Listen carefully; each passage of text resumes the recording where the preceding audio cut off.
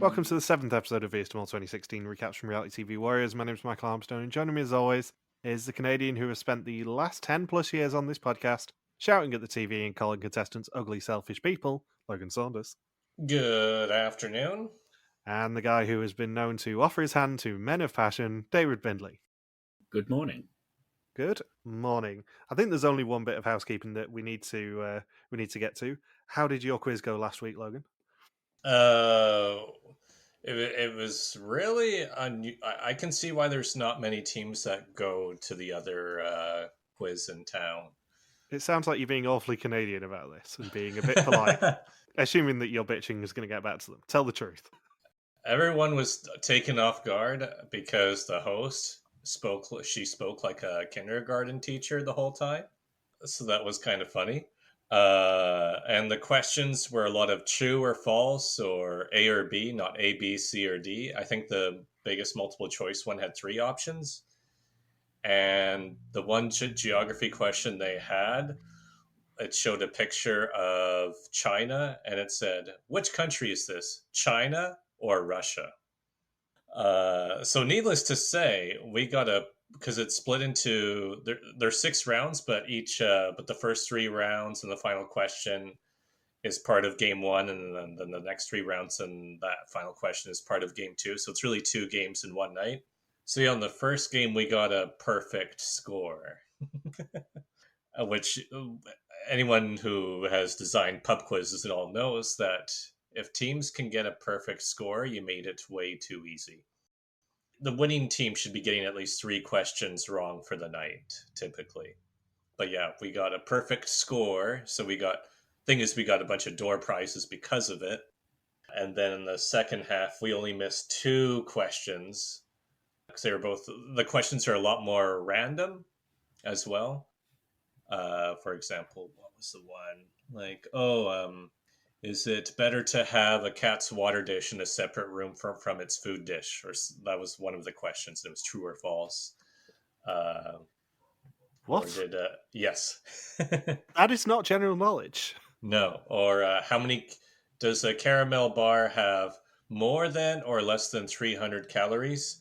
Except she forgot to edit out the 250 calorie label on the chocolate bar on the picture of it. This sounds as chaotic as the one that I've mentioned before when my brother and I were on a cruise, probably best part of 10 years ago now, which was a black and white flag quiz. Yeah, black and white flag quiz. Okay, so you'd get Jamaica, and that's probably about it. Well, the hilarious thing is they were all in alphabetical order, so we got 19 out of 20 on that one. And the other one was the one who argued with us over how many countries border Switzerland. She claimed it was 2. And it's 5, I think it is, off the top of my head. She's like, which 2 countries border Switzerland? And then she tried arguing with us because her Swiss roommate claimed there were only 2. Her Swiss roommate, of course, living in a very narrow bit of Switzerland. And on a trivia note as well, since last week's podcast, the applications to Jeopardy UK have come out. I have obviously applied.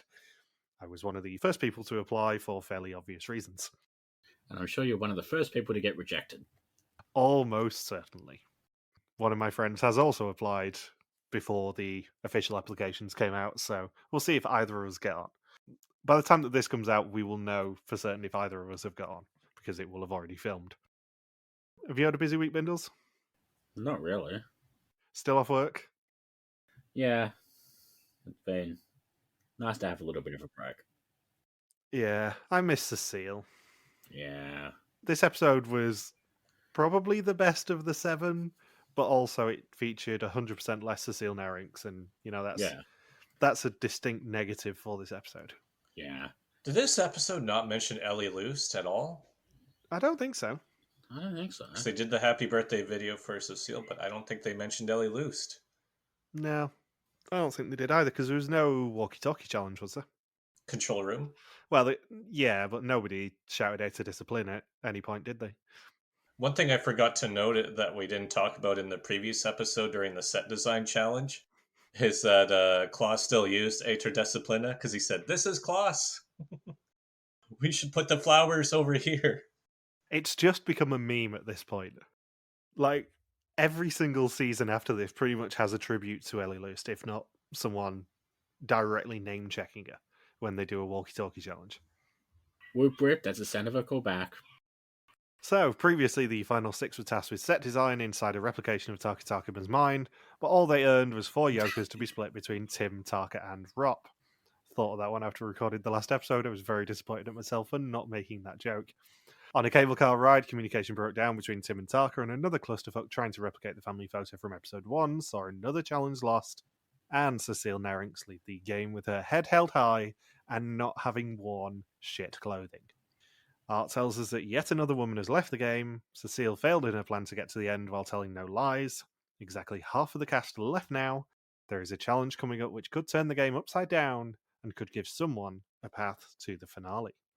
Yeah, Anamika's the only woman left. There are a lot of penises left in this game. Just how you like it, Saunders. And the episode title is, appropriately, Something is Nothing. And they are lamenting the lack of DJ Cécile Narinx now that she's gone. They're taken to a luxury resort in the bus, interestingly labelled Contestants, on day 14 in Sosua, which I'm pretty sure was a Phil Collins song, wasn't it? I have no idea. I don't listen to that much Phil Collins. He's not on my playlist. Oh yeah, he's probably not reached Canada yet, has he? Forgot about that. Sorry, Saunders. There's a guy called Phil Collins who's going to become very big in Canada soon. Okay, I'll keep my ears out for him. Yeah. When you hear about Genesis, just wait a couple of years. The only Genesis that Saunders is aware of right now is the first book of the Bible. Oh, well, no, we just Sega Genesis. Sega. No spoilers, but it does involve an apple. Sounds fruity. So Art tells them the Sandcastle Resort drew guests from all over the world, but now it is pretty much all abandoned. All they have to do is find their suitcases hidden around the resort to win money, but if the bellboys box them in, it is game over. There is a control room with 16 cameras where the others can keep an eye on them, and each suitcase returned to the control room within 45 minutes is worth €300 for the pot. I noticed contestants aren't saying, "Whoa, control room challenge," like they do with the laser game. Yeah, it's slightly less iconic to be just stuck in an abandoned place, shouting at someone through a walkie-talkie than it is to do laser game, as much as we bitch about it. It's funny that this was a control room challenge, but yet it looked like they had absolutely no control over what went on in this challenge because they all sucked so badly. And also, more importantly, it's a very lackluster control room. It's a projector and a ThinkPad. That is it. It's not the high-tech setup that we have seen in some of the control room challenges, with actual monitors, for example. And surprisingly, production is willing to not make this an all-or-nothing challenge, and they'll actually give them €300 per suitcase. Yeah, because they knew they were going to fuck up. Yeah, won't make a difference. Bindles and I were discussing this after we'd both watched the episode earlier. Like, this is a very cheap season for production, to the point where they are going to have to start throwing money at them to get them above the mythical €10,000 at some point.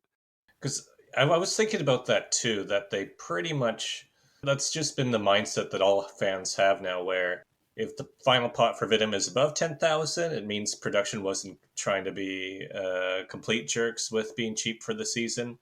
But if it's below 10,000, then it just looks really bad. It just looks like a pitiful amount of money for the season. Put it this way, I don't think it's a complete coincidence that Oregon, the season after this, ends with a double your money challenge. Yeah. I think they wanted to avoid the optics of how cheap Dominican Republic is for pretty much all the season. Because we're 7 episodes in and they end up with, what, €6,300 by the end of this one, roughly? Yep. I think it's 63.10 off the top of my head. I haven't scrolled down on my notes to double check that. But yeah, even the maximum up to this point is ridiculously cheap. Yeah, it's like 32,000, I think I had in my notes, 33,000. Yeah. And I think, and obviously we'll get to this in a couple of weeks' time, but I think amongst the many complaints about this season that the fans had, one of the major ones was almost certainly, Jesus Christ, stop being so cheap.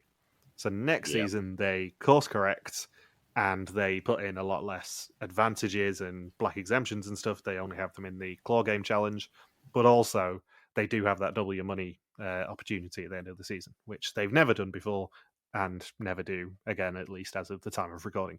It's funny to think that they're probably when they were playing Oregon, because that'd be a much more expensive filming location too.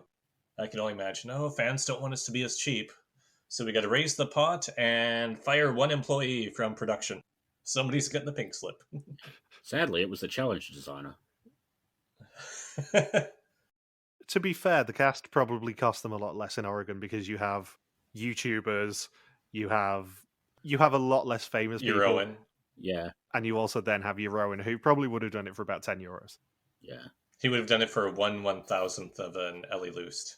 Yeah, Ellie Loost has a big price tag on her head.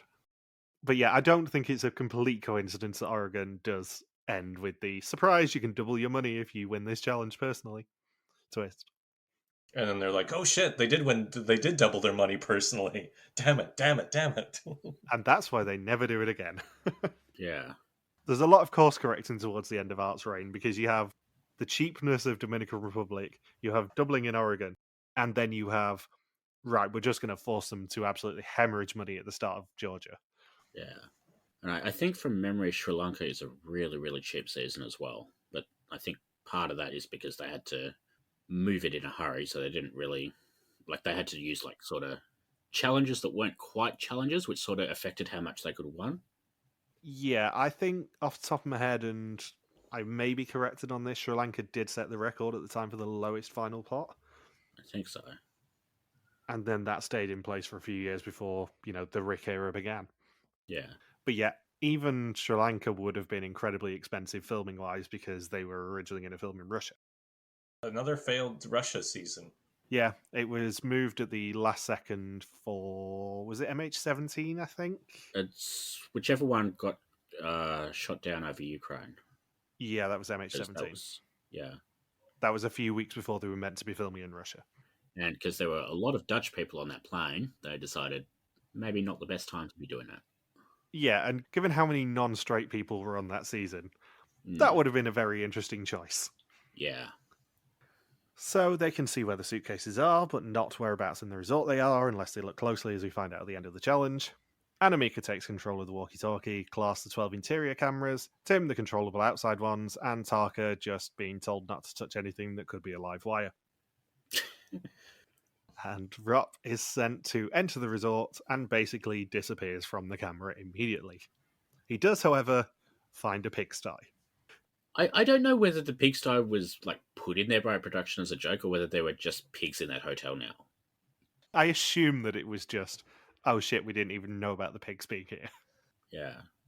I wish they would have used cops instead of bellboys to chase them around, so that on the walkie-talkie, Anamika could say, "Oh, you're being chased by the pigs." So the contestants say, "The pigs are chasing you down." Ah, those damn pigs. Oh, she meant there are literal pigs chasing me down, not the police, not the slang for the police. It's the filth. It's like that thing a few years ago about how there was that guy who got in trouble for smashing an egg over a Nazi's face. And then, they had What? There was this thing a few years ago where some teenager basically went to this rally where a neo-Nazi politician. I don't know whether neo-Nazi is the official term, but it's basically the same sort of belief system. Went to I guess some rally or something where he was speaking, snuck in with a bunch of eggs and started smashing them over his head while he was doing a press briefing. And then, the cops, being fans of the neo-Nazis, were there. And instead of, running off or whatever, he just goes, "Oh, here comes the bacon about the eggs." I'm not sure to segue back to the episode. Yeah. Good luck. But I mean, thinking about what we know about pigs in that area of the world, they're not a million miles from Cuba in the Dominican Republic. They're not too far away from the Bay of Pigs. Is that what you're getting at? Yeah, they basically could have swum from the Bay of Pigs at this point. Yeah. Or the Bahamas. There's those swimming pigs in the Bahamas. Yeah. I think the Bahamas are a bit further than Cuba is from Dominican Republic, although my geography of that area of the world is a bit rusty. Let's see. Oh yeah, Cuba would definitely be closer. Because Bahamas are Bahamas are east of Florida. Yeah, because I I didn't go as far north as the Dominican Republic or Cuba, but they appeared on our Google Maps when we did the Caribbean last year. Huh. So I'm pretty sure Cuba's not that far from Dominican Republic. I can't remember what order it is going up that line of islands, but I think Hispaniola's next to Cuba. Yeah, I think Cuba's on Yeah, the left. it's to the east. Hispaniola's It's on to the the right, east and of then, Cuba. Yeah. And then I think If Jamaica's the next one over. Yeah, I was going to say, if I remember rightly, it's Cuba, Hispaniola, then Jamaica. Jamaica's south of Cuba. It's west. Jamaica's west of Haiti, south of Cuba. Yeah, but in terms of the line that goes round from east to west, it's Cuba, Hispaniola, then Jamaica. It goes down to Jamaica, but it's still west, is what I'm saying. So I'm right in summary. I went looking for this hotel. Yeah. And it's got a really boring story as to why it's abandoned. Oh, good. Yeah. We love boring stories on this podcast. We've done 500 and odd episodes at this point of them. They basically got sold to a company who decided to try selling it as timeshares, not realizing that that's not legal in the Dominican Republic. So when they couldn't get any buyers, they went belly up. And now the beach is contaminated by raw sewage. Oh, fun. Yeah. So the first bellboy does see Rop, and he starts his slow-moving chase. Rop is eliminated when he goes into a room and is followed by a bellboy. However, his run was essentially pointless because he wasn't really seen on screen that much, just like the rest of the season. Taka is then the second to be sacrificed, obviously. I mean, you keep the other three in because they know what they're doing and can tie their own shoelaces. Klaas says that he's someone who fully commits, like when he decided to lick a frozen signpost for €10. He finds Rop's suitcase on the first floor, but it's useless now as they can only take their own suitcases. And he relates another location while being chased by a bellboy around a pool, and him and his sweaty back are then eliminated. Between Rop and Taka, they used up over half of the time, 25 minutes, leaving only 20 minutes for the other three. Klaas is then third up. He finds the suitcase that Taka mentioned, but unfortunately for him, it is Tim's. He then runs in front of a bellboy and gets himself caught, leaving just 7 minutes for Anamika and Tim.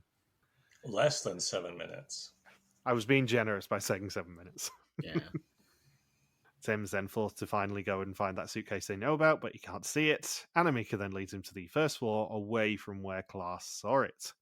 And he finally spots it over a balcony and vaults it to grab his suitcase, and brings it back to the control room with 5 seconds left on the clock. They were this close to being a complete dud of a group for this challenge. This is a genuinely dangerous challenge, because when Tim vaults that fence, you do hear that he just stands on smashed glass. I presume it was a beer bottle. You can see quite a lot of abandoned beer bottles there. But throughout the season, Tim is not wearing very sturdy footwear. I think he wears Converse pretty much every single challenge. That's not the sort of thing you should be walking on broken glass with. No.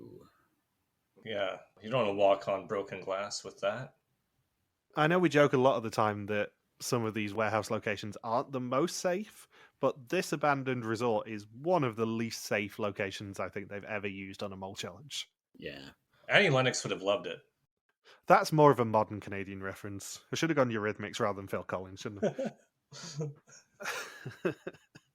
Art then reunites them all and says that it seems as if there are 5 moles still left in the game. None of them noticed that each camera showed the block that it faced, which would have helped orientate them and find their suitcases.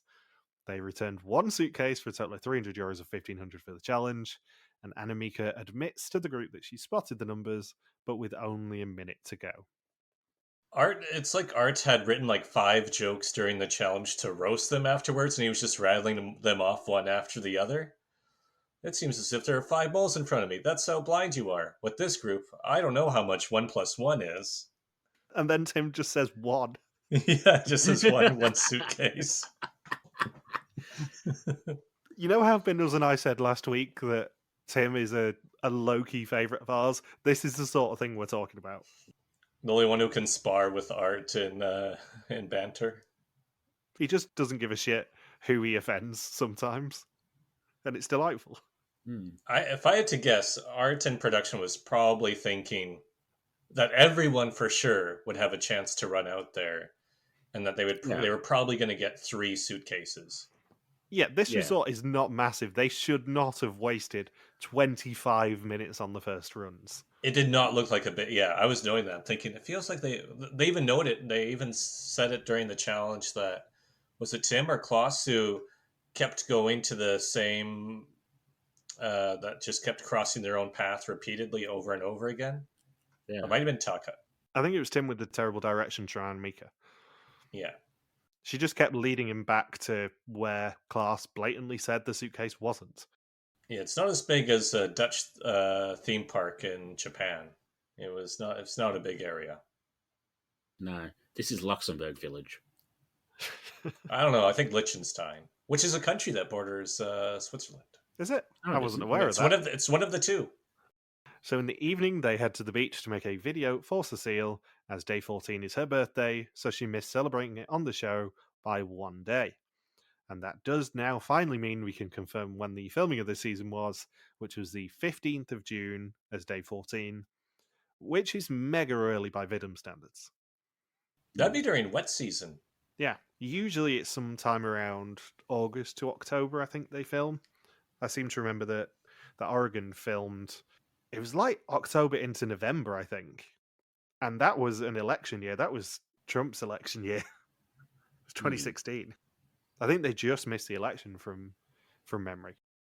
And then Georgia was definitely into May because they had the Founders Day challenge or whatever it was with the Meet the Mole challenge.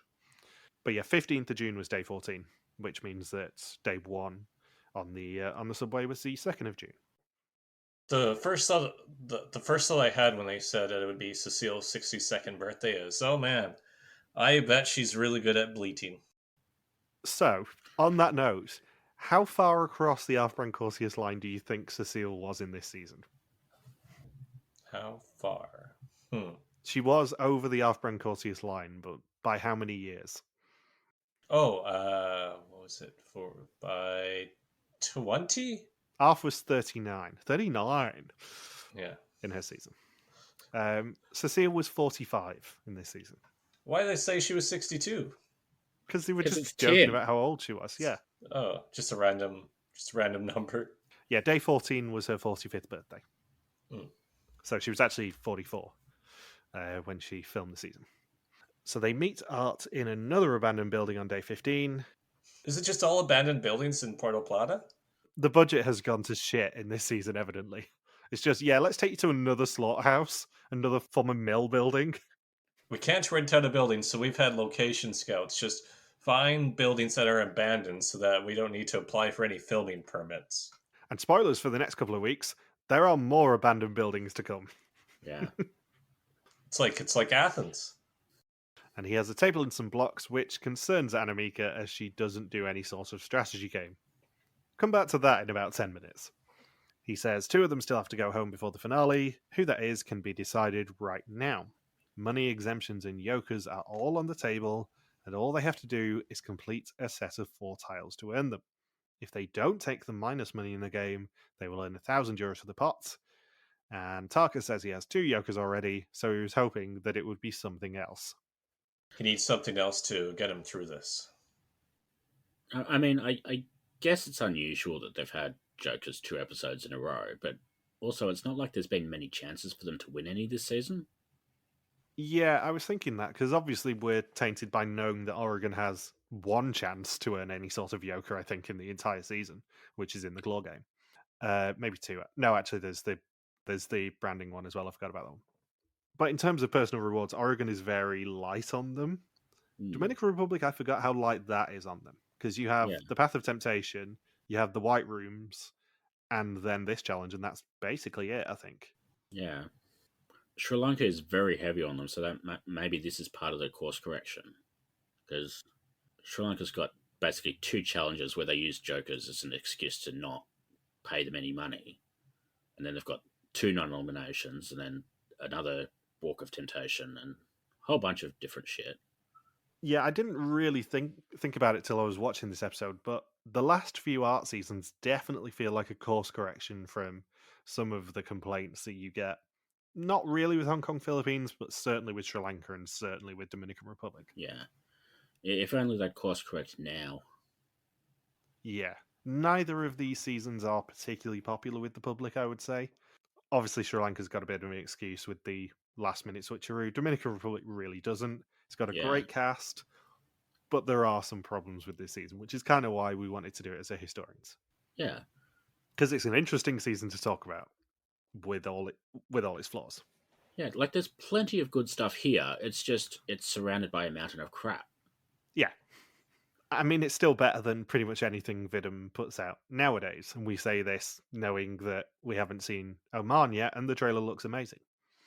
As much as we love Oregon, I will say I think this cast is better. It's just they don't get anything to work with. Yeah. The thing is, Oregon has the bright shining star of Emanuela Greaves. Yeah. It also has Thomas, who's wonderful. Diedrich, who I think I like more than you do. Yeah. Sana, who I love, because she's absolutely no nonsense. But it also has the crushing low of the existence of your own. And then it's got, the interchangeable women who last like 2 episodes and then disappear. Yeah, that's the advantage for Oregon, is the fact that all of the chaff of that season goes home very quickly. Yeah, where this season, I think pretty much all of the chaff is still here after this episode. Yeah. There are some bright spots in this final 6, because I'm including Cécile, but there's also a lot of not so bright spots. Yeah, but like if I had to pick the most boring people in this cast, I'd probably pick Rupp and Klaas. Yeah. Both of them are still here in the final 5. Yeah. And then maybe Marjolein, but at least Marjolein sort of felt like she could have been more entertaining. I don't think we would have ever gotten anything entertaining out of Klaas. Yeah. And I'll also say this for the avoidance of doubt, going back to Oregon. No one remembers Sigrid. How can she be anyone's favourite in that season? So on the blocks are rewards, and each of them have to draw 3 of the blocks, place 1, and take another. Klaas has a take it card, which means he can steal anyone's reward at any point by completing 4 of them, and he wants to keep that as long as possible to try and steal the best reward. Tarka has an unfair advantage here, as no one could read what's in his mind. Anamika has to take a minus 250 to avoid making a group of 3 of something more advantageous. Tim then claims 2 Yokers. He says that it's the most nerve-wracking game so far. Rock claims a Yoker, not that we hear anything from him about it, nor at all during the season, to be honest. Anamika then claims the black exemption, but she knows it's dangerous as she could still have it stolen. Rock blocks another black exemption entering the game, before Anamika claims another 3 Yokers, and Tarka has to claim a minus 500 euros. Klaas then blocks a green exemption, and says his focus is on the black exemption. Rock blocks another black exemption, before Anamika claims another 3 Yokers. Tarka then takes the black exemption from her using a take it card. Tim then claims another 2 Yokers, while Tarka claims 1. Klaas then uses the last take it to steal the black exemption, while Anamika continues her dominance by taking a green exemption. And Tarka ends the game by putting down the final minus 250 euro block. So to recap all of that, Tim gets 4 Jokers, Anamika gets 4 Jokers and an exemption, Tarka and Rupp get 1 Joker each, the group loses 1,000 euros, and Klaas gets a black exemption. I think you'll find Anamika gets 6 Jokers, because she ends up giving 1 to Rupp. It's funny that you rattle off those stats, because that is the bonus question for this week's suspect list. Is what did the mole end up with after the match 4 challenge? Black exemption. The SWAT by Bleichstelling. Interesting. Klaas says afterwards that he's not saying when the black exemption will get played, but there are only 2 rounds left where he could play it. That is also interesting, because I think it's usually established you can't play a black or green exemption after Final 5.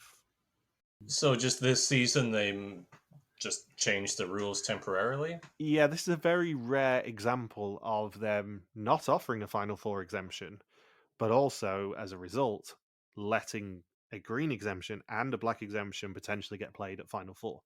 Yeah. I think they just really wanted the black exemption to be played. Well, when there's only 2 rounds left, or either played at Final 5 or Final 4, I guess it's there's no way for it to not be played. I think this challenge is sort of part of the course correction as well, because sort of for probably about 5 or 6 seasons before this point, every time around this point in the season, they'd have an exemption for the finale. That's sort of some sort of like kids game. Like we had Go Fish one year. We had Connect 4 in Hong Kong, Philippines. There's one in South Africa. There's one in Sri Lanka. And then there's this one. And I think because this one kind of has a lot of prizes in there, but it's not really interesting because they're all so silent when they do it. The entire challenge basically has to be told through narration and confessionals after the fact. So I think it sort of robs it of the immediacy of the challenge a little bit. And sort of next season they course correct and make it a more physical kids game. They use Capture the Flag. But then sort of after that, we don't really get a kids game again. I will say, I like them doing a game like this at Final 5 rather than Final 4. Yeah. This isn't my favourite example of it because as much as the season's not great, South Africa's version of this is brilliant. But I like there being the danger at Final 5 execution, where someone has to defend their exemption up to finale, and it's not guaranteed that anyone will have an exemption up to finale. Yeah, there's still a bit of strategy. It's not just win and you're in the final 3. You have to successfully navigate around everyone else's items. Yeah, there is an inherent bit of jeopardy in this entire game and setup of, will someone play the black exemption? Will they save it for Final 4, where it will be a lethal weapon? Or will they just let you coast to the Final 3 if you get through Final 5? I like there being a bit of jeopardy to the exemption up to finale, which usually isn't in place in modern WIDM anymore. Yeah. Were there enough tiles there for them to get 2 black exemptions in play? Because like they had two full sets of everything else. Or did they take some of the black exemptions out to make room for the blockers and the... Well, we only saw 2 blockers played. Yeah. I'm wondering if maybe they had 6 tiles for the black exemption instead of 8. Yeah. I would assume if it was possible to earn the €1,000 by not claiming the minus money, there had to be at least 3 blockers, so we must have had some rounds cut out. Yeah. So maybe there was enough to do both black exemptions, I don't know. One thing I noted about the challenge is it was played in complete silence. Yep. And actually, the camera angles were brilliant on it, to the point where I did have to pause at some point and go, well, I think that was Rop who just did that. Yeah. Because Rop, for all our jokes about Rop being completely invisible in this episode and in the season, they went out of their way to not show his face in this entire challenge. He claims a yoker, and we don't hear anything from him about it or even see him, apart from his hand. It's quite entertaining. This was not filmed very well at all, this one. No. So Art disturbs their lunch to collect the money that they owe him, dropping them down to €5,610. And he says he's also looking for 2 candidates with organisational skills, a bit of sales experience, and who are hospitable. And Tarka says that rules him out. Yeah, because you can't spell it. That is not how you spell hospital. And they end up choosing Rop and Tarka. I'm glad that Saunders finally gets that reference. Tonight they will be running a restaurant, but there are some essential bits missing, including a kitchen. They get 2,500 pesos as starting money and 2 bikes. If they can double their money, they will earn €1,000 for the pot. And on top of that, each additional peso that they earn will be times by 10 and then converted into euros. They have 90 minutes until doors open. This is a fun one. Yeah. I do hate any challenge that involves some harassing members of the public, but this one seems quite jovial. Everyone seems to be having a fun time, which really helps. Even the locals, when they get in, when Tim and Klaus are talking to them and Taka, the locals just find it hilarious. Yeah. Yeah. I think it helps that Tim and Taka do a lot of the interacting with the locals, and they are by far the 2 most entertaining people in this Final 5. Mm-hmm. And I think Klaus needs to get his food safe license revoked. Especially with this chicken cooling method. That made my stomach churn. Yeah. I think the funniest thing is, like, we see Klaus spitting on the chicken and there's a big thing about that. And then sort of like 10 seconds later, Anamika's serving it up with her bare fingers. Yeah.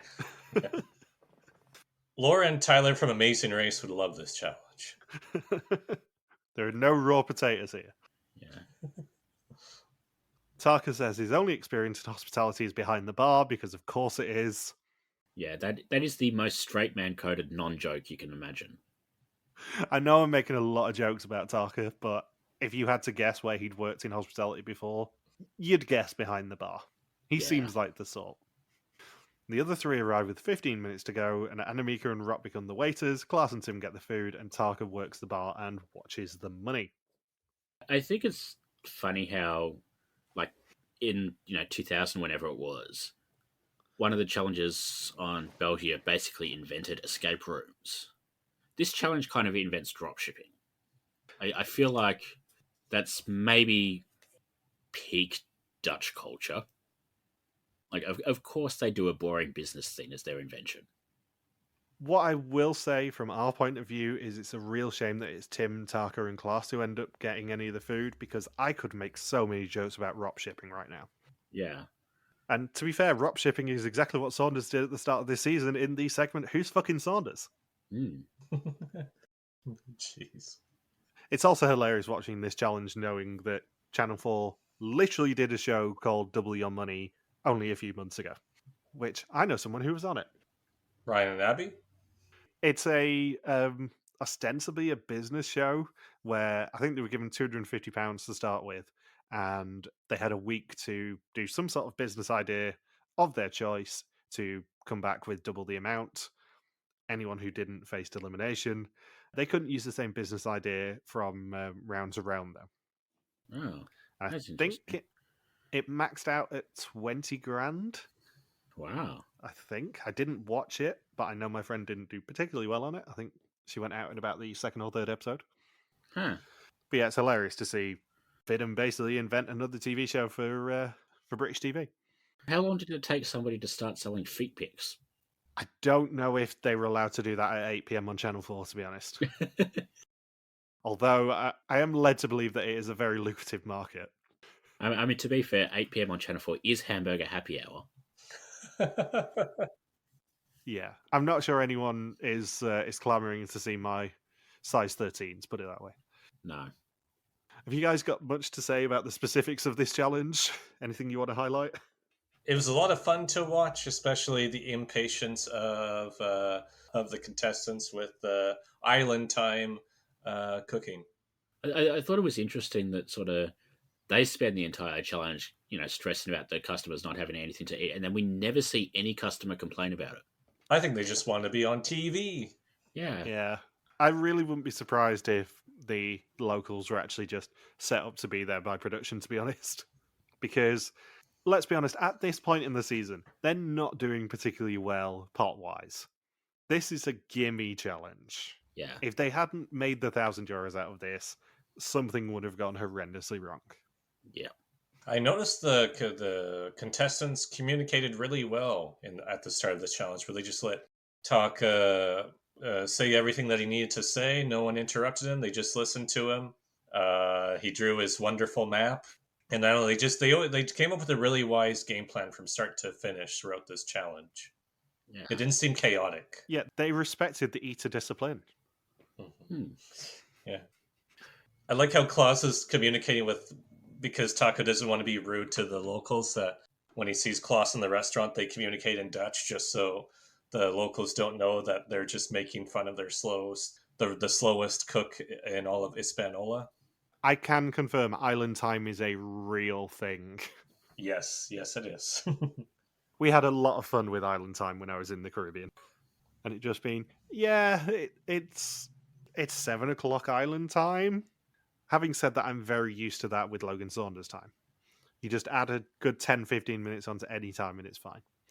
The best thing is in the Philippines, where you have to remind the waiters and waitresses what you ordered. And they're like, oh yeah, I forgot about that. And that'll happen like 30% of the time. Like when Gianna and I would go out to restaurants, she'd be like, oh, I think I need to tell them that we ordered this. I'm thinking, we only ordered 2 things. Why do we have to remind them? I don't want to bother them. Otherwise, they'll spit my food. And Gianna said, no, trust me. I'm pretty sure they forgot. And every single time she was right, and the waiter would be like, oh yeah, that's right. You did order that. Wait another half an hour, please. I'll also say, Bindles and I did discuss this earlier when we both watched the episode. We're setting the maximum on this challenge as 1250. Yeah, I set it at 1500 at most, but yeah, that might be it's not a super big challenge. Now, officially, it is an open-ended challenge. It could be on the scale of €1,000,000 karaoke. Yeah. But realistically, they're not going to earn more than about 1250 on this challenge. That woman in the kitchen was so slow. The hilarious thing about it is we find out that service ends 2 hours and 15 minutes after it started. Most of that would have been the woman in the kitchen being super slow with the chicken. Yeah, and Wordle wasn't even a thing yet. They should have siphoned off some of the pesos and just bought her an air fryer at that point. Yeah. Yeah. An air fryer and a Claus cooler. Did you notice how Tim goes and talks to the guy and he says it's going to be 20 minutes? Then he disappears and then Class goes back and suddenly it's 25 minutes? Yeah. Well, he's just really hoping they don't compare notes. Yeah. Tim just obviously has a more polite, friendly air. Yeah. So service ends at 8:15 and they celebrate with a beer in the plaza.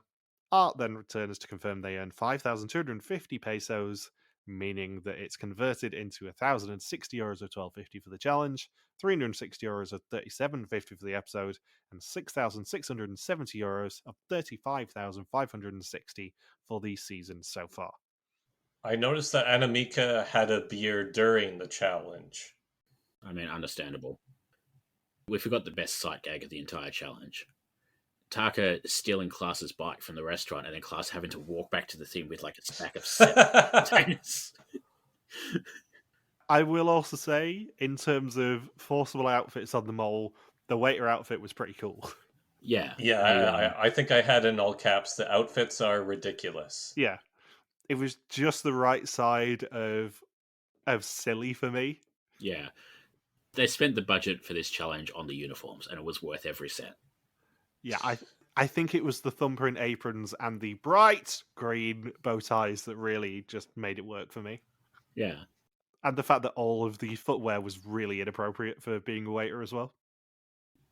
So in the evening, Klaas proposes a deal with Anamika. She wants to know when he's using the black exemption, and in exchange he wants 5 of her yokers. However, she refuses, knowing a candidate would play the black exemption immediately, and having faith that she's on the right track, and she says she doesn't trust him. He is her mole. It just completely shuts him down in that deal and just says, I know you're going to play the black exemption, so why would I give up my own yokers? I mean, she's in a very interesting place because realistically, 6 yokers is probably enough to essentially be an exemption at this point. She also has an actual exemption. So what she can do is exactly what she does do. She gives away one of her yokers to Rob to try and drag him through as well. But she plays her 5 yokers this round, and then she still has a green exemption for if he doesn't play it next round. But guaranteed she's got the equivalent of an exemption regardless of when he plays that black exemption. Yeah. She's just trying to bait him and test him and see whether he is actually the mole or not. Because, as she says, a candidate would absolutely play the black exemption straight away. Because if you think you're on the right track, it pretty much guarantees you are going to get to Final Four.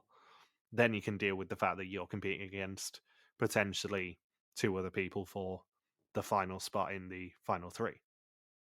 I should note that my assumption for what the mole sabotage was during the restaurant challenge is that they spoke in Spanish to the local chefs to slow down when cooking. I can't remember if there is a sabotage in that challenge. Neither do I. There's a couple of glaring ones that you haven't spotted for regardless of who the mole is that Bindles and I have discussed after finishing recordings in those episodes. One of which was last week. But I don't remember there being one in the restaurant challenge. I think the mole took it fairly easy on them because of how bloody awful they have been for earning any source of money for the winner. Yeah, they're solidly in, okay, you need to earn some fucking money for once mode. Yeah. Yeah, they don't want the mole to be a selfish, ugly person. No. So on the morning of day 16, Anamika offers Rupp one of her yokers to try and get him through to the final 4 as well. and also to not be sitting at home watching the program, shouting at the TV, calling herself a selfish, ugly person. It is now time for the test. 20 questions about the identity and actions of the mole. Whoever knows least goes home, except for the mole who can never go home. Anamika has a green exemption and 5 yokers. Tim has 6 yokers. Taka and Rop have 2 yokers, and Klaas has a black exemption. Taka says Tim is a bit clumsy, but it could be a tactic to mislead the others. They share a room and something still doesn't sit right with him, and he plays both of his yokers. Anamika and Klaas are still on Tim's list. She eventually saw which cameras were where and communicated badly with him. He plays his yokers. Klaas says Tim brought in his suitcase, which he didn't need to do as everyone else was messing up. He could be acting nicely as Mole, and Anamika also had control of what went wrong in that challenge. Anamika says she suspects Klaas, first on intuition but now on evidence. It would be wrong to change that after 6 successful executions. Tim is just as suspicious to her as Klaas is. He brings in money, but he seems to be untouchable, and she plays all 5 of her yokers. If Taka is the mole, Rop would eat his hat, but there are moments of complete idiocy from him. I think that might just be his personality, Rop. He's also ruled Anamika out, leaving just Tim and Klaas, and he plays his 2 yokers. Art then appears from behind them and tells them there is only one man they should be looking at, not him, but the man with the black exemption, to see whether it was played. However, you can already tell that he played the black exemption, because when Art walks in, he pats his pocket to make sure he knows exactly where the black exemption is. I didn't notice that detail. I had forgotten that Klaas does play the black exemption here, but I did spot that Art does tap his pocket as he's walking in to go, yep, the black exemption's in this one, we only get one shot to prove this. He always, you'll notice when the black exemption is played or anything like that, and he's got something to reveal pre-execution screens, he always puts it in the same pocket. Yeah, so black exemption in this pocket, condoms in the other pocket. I make sure to use the right one. As if Art uses a condom. It's a little Pavlovian thing that I've noticed Art does over watching these historian seasons, is he always has them in the same pocket. But yeah, he does, you'll notice if you rewatch that scene, he taps his pocket to make sure, yep, it's still in that pocket, it's not falling out. It is quite a thin plastic disc. He does tap his pocket, so you can tell that the black exemption has been played before that. Historical question, though. Is this the most yokers that have been wiped out by a black exemption? Because it feels like it should be. It really should be. Because there's 11 between Anamika and Tim. Taka plays 2 and Rot plays 2, I think it is. Yeah. So that's what, 15? Yeah, this would have to be the most thing, because I don't think there's ever even been that many in play before. No. It feels like it should be if it isn't. However, what it didn't do is wipe out Anamika's exemption. She's in the final 3! She is. Unless she's a complete moron and doesn't play her exemption. I don't think it's a spoiler to say she does play her exemption. Yeah, she's not Taka. He also says for the first time this trip, the test came down to time. Klaas gets a green screen, as does a visibly nervous Tim and also Anamika, before Rot is knocked off the top spot and sent home. I don't think we ever find out who Rot tied with, do we? I assumed it was Anamika, but... Well, Anamika would have been like 6 points behind him then. Yeah. Yeah, Anamika would have to be 3 points behind Rot for it to be Anamika. Because she played 5 yokers, he played 2. But they were wiped out by the black exemption. Oh, yeah. Yeah, good point. So that's why I assumed they tied when they were aligned in their coalition, so I assumed they would have fairly similar quiz results at that point in the game. I can't think of too many alliances at Final 5 where the 2 people in the alliance take the quiz completely differently. I mean, bear in mind that up until last week, Rop did still suspect Anamika. There is a chance it wasn't Anamika, and I'm not trying to be a dick and mislead you or anything here. I genuinely can't remember, A, if they tell us who it was, and B, if it was Anamika or not. But, yeah. We don't know, I think is the honest answer. Anamika, however, does say that they shared a special bond. They were together from day one, and it's a major loss for the group. Not sure it is. He was, pretty boring. Yeah. He is one of the best people that Tim's met in the last few years, but to be fair, that does also include the guy who broke Tim's nose. Rop says he's still in shock, not because he knew he did well, but because it was just an amazing time that's now been cut short. It's only a fortnight, but you get so attached to everyone, and he says he was ready to reach the finale. I'm going to miss his Cosmo Kramer hair. Well, this isn't necessarily the last we see of Rop on WIDM because he does end up doing mole talk inexplicably for years. I think, is he still doing mole talk? I don't think so. I can't remember. I think he did it for a good 5 or 6 years if he stopped doing it now. He is one of the more random choices that they could have made for mole talk, given that, no one remembers him. I don't think he is. No, it's he's been replaced by one of Big Splinter's ever-changing names. Pikachu. That's a fairly recent change, though. Up until a couple of years ago, he was hosting Mole Talk. Because if you search Mole Talk, Rop's picture is still there.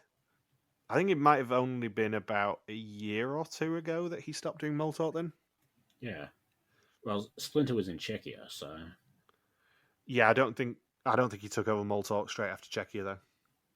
I think it was maybe 2023 that Splinter took over. But yeah, for 5 or 6 seasons, Rop was one of the 2 presenters of Mole Talk. Inexplicably. So next time, it's the final chance officially to fill the pot. Anamika tells the mole to shut it. The gains count down, and the final 4 are unleashed on the unsuspecting locals of the Dominican Republic. It's another fun episode next week. Yeah, it's a really good one. Do we need to eulogize Rop? Does anyone care enough? Kramer hair. I don't think I've ever seen anybody get this far into the game without displaying any sign of a personality. No. And if you think who are the 2 people who come after him in terms of 5th places, Yeah. you have Emanuela Greaves, then you just have the hilarity of Georgia. Jesus. I love that final 5 of Georgia so much. Rop is a letdown as a 5th placer in comparison. Yeah. Especially in comparison to Emanuela and Stina. I mean, the one plus side is 2 seasons after Tico. Very true. But even Tico wasn't a 5th placer. He was a 4th placer. Oh yeah. Jan Willem was 5th. Yeah, I always get Tico and Jan Willem mixed up. So, the important question first, who's fucking Saunders? Anamika and Taka. Sticking with last week's one. Interesting. Yeah, I'm all in. So is he, from what you've been saying. Yeah. Yeah, so to say. I was waiting for that. To quote Taka in the moment of passion, I'm all in. And the final 3 questions.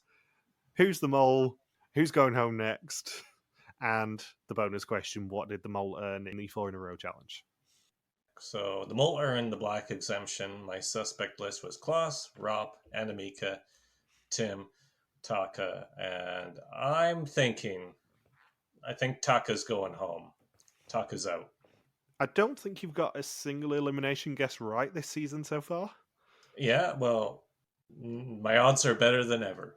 Arguably, you have been guessing Anamika and Taka a lot, and both of them are in the final 4, which is hilarious. But yeah, I don't think you've got a single one right so far. I'd have to go back and check because I've not edited any of the previous 6 yet. Well, I know Anamika makes it to final 3, so... I don't think we're spoiling much by saying that Anamika does play her green exemption at the final 4 test. I would like to give my green exemption to Natalie. Wide-eyed stare. Anything else you want to say about this episode? No, I'm good. I'm not thrilled about going to a restaurant in the Dominican Republic. What about Haiti? Would you rather go to a Haitian restaurant? No. If those are my 2 choices, then yes, I would eat in the Dominican Republic. Thank you for confirming. Yeah. And thank you for listening to our VSML 2016 recap. We'll be back next week to continue the hunt for an old mole in the Dominican Republic. Don't forget you can contact us on Twitter, Facebook, YouTube, or Instagram where we are RTV Warriors, or you can email us and contact at rtvwarriors.com. Logan is on the RC's formerly known as Twitter at Loxquaki, Bindles is a grim recapper, and I'm MJ Harmstone. You can also support us on Patreon at patreon.com/RTVWarriors. Thank you as always to Marika for the subtitles. We'll see you next week. Peace out and just chill till the next flavoring. With a little bit of imagination, this is a good season.